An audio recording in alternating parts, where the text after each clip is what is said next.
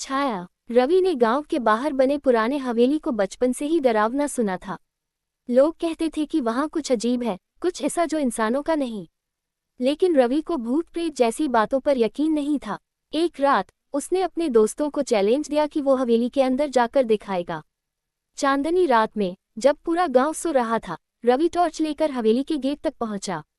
जर्जर लकड़ी का दरवाजा चरमराया, मानो वर्षों से किसी के इंतजार में हो।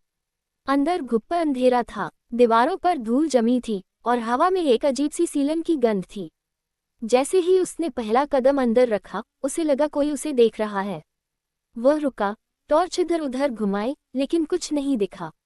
अचानक उसके पीछे फर्श पर सरसराहट की आवाज आई। उसने पलट कर देखा पर वहां कुछ नहीं था। कोई है? उसने घबराते हुए पूछा। तभी एक धीमी हंसी गूंजी, ठंडी, डरावनी, कानों में गूंजने वाली। रवि का दिल तेजी से धड़कने लगा। उसने दरवाजे की तरफ दौड़ लगाए, लेकिन दरवाजा बंद हो चुका था। उसने जोर से धक्का दिया, मगर दरवाजा टस से मस नहीं हुआ। फिर पीछे से किसी ने फुसफुसाया, तुम आ ही गए। रवि की टॉर्च झपकने लगी। एक छाया उसके सामने उभरने लगी, ऊंची, काली, बिना आंखों के, बस अंधकार से बनी। अब तुम भी यहीं रहोगे?